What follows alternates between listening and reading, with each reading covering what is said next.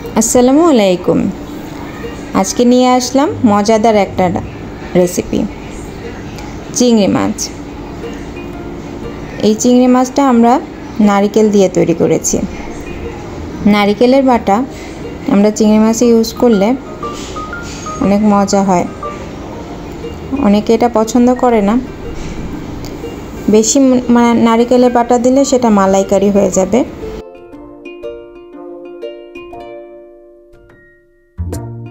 নারকেল বাটা ব্যবহার করেছি। এখানে হাফ কেজি পরিমাণ চিংড়ি মাছ আছে। চিংড়ি মাছগুলো খুব সুন্দর করে পরিষ্কার করে নিচ্ছিলাম। লেজের কাঁটাটা কেটে গোটা চিংড়ি মাছটা রাখতে চেষ্টা করেছি। একটা পদ্ধতিতে রগটাও ফেলে দিয়েছি। মাথাটা পরিষ্কার করে নিয়েছি খুব সুন্দর করে। সম্পূর্ণ চিংড়ি মাছটা আমি কাটাটা দেখাচ্ছি।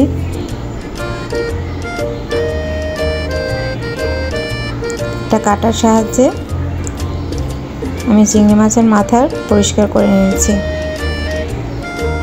দেখতেই পাচ্ছেন কি সুন্দর করে পরিষ্কার করেছি। একটা প্যানে পরিমাণ মতো তেল দিয়ে নিয়েছি। হলুদ মরিচ দিয়ে চিংড়ি মাছটা মেখে নিয়ে ভালো করে ভেজে নিচ্ছি। লবণ দিয়েছি পরিমাণ মতো। ভাজাটা হয়ে গেলে আমি নারকেল বাটা, কাঁচামরিচ বাটা,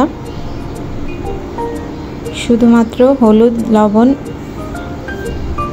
আর মরিচ দিয়ে মেখে নিচ্ছি। পেঁয়াজ বাটা দিয়েছি।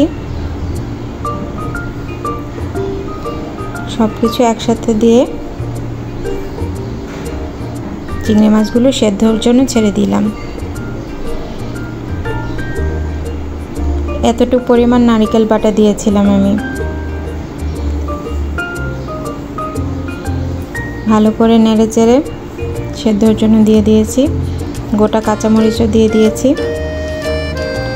এই তো হয়ে গেল আমার চিংড়ি মাছ রান্না। রান্নাটা ভাজা ভাজা করে ফেলবো। অনেকে ঝোল রাখতে পারে বা সেটা চিংড়ি কারি হয়ে যাবে।